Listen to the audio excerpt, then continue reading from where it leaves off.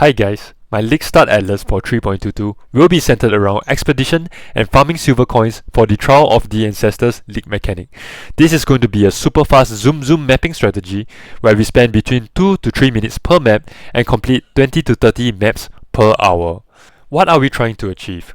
Firstly, we want to complete the Atlas quickly. Next, we want to speed farm silver coins for the Trial of the Ancestors mechanic. You can decide whether you want to do the mechanic yourself or sell the coins. Either way, I hope that the league mechanic will be very fun and rewarding.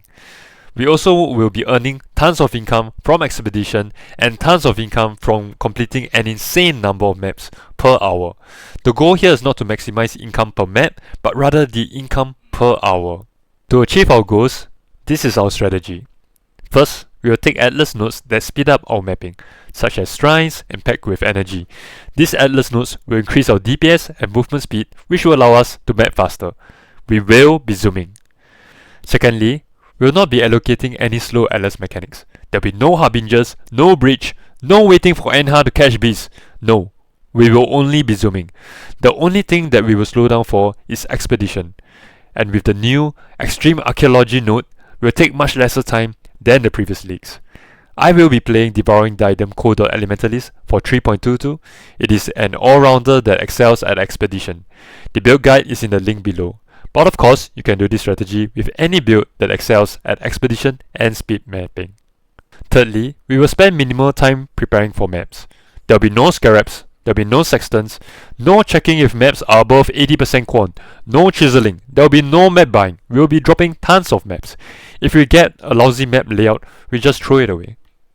With this strategy, we will achieve our goals. When we just reach maps, we want to complete as many maps as possible quickly so as to grab as many Atlas passives as possible, and hence we will path over to Shaping the Mountains to help us to unlock higher tier maps. Next, we will be pathing over to our Keystone Expedition node, Extreme Archaeology. Once this is unlocked, we want to increase the chance of our expedition in our map, and hence we will path over to Hunt of the Answers and amplify the expedition chance by adding streams of consciousness. We then go on to allocate even more nodes into expedition to increase our expedition chance, and then we also want to path to shrines to increase our mapping speed. Next, we will go further up the Atlas passive tree to grab more shrines and expedition passive nodes.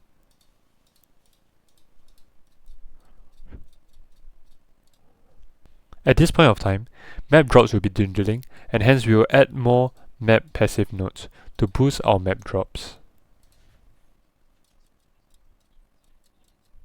Now that our map drops have been stabilized, we will add more expedition nodes to amplify our profits from expedition. We will add 2 value June nodes for the unveiled items. We can either sell the unveiled items or build our crafting bench. We also want to add 2 expedition nodes here, and we also want to add Packed with Energy. Packed with Energy allows us to use Niko missions to increase our mapping speed. To increase the number of Jun and Niko missions, we take covert stakeouts and mining partnerships. And now that our map tiers are higher, we want to take Secret Stash. The purpose is not to obtain contracts and blueprints for heists. Rather, we will sell the contracts and blueprints. We then path over to Shaping of the Skies to increase our map drops. This will be my T1 to T13 mapping Atlas passive tree. We will be mapping very fast as we have shrines and Packed with Energy allocated, which increases our DPS and movement speed to allow us to map faster. We will also be doing expedition every map under Extreme Archaeology, which will be a very fast expedition clear, and we will also be dropping tons of maps. We have tons of map nodes allocated, so we will be progressing the Atlas fine and having more than enough drops. We also have optional value June and heist nodes that you cannot allocate if you prefer not to. As for T14 to T16 mapping, I have prepared 2 T14 to T16 Atlas passive trees, but this is subject to change based on the market demand and supply. One Atlas tree that I will most probably be going for is centered around farming Maven invites, while the other is centered around farming Exarch influence.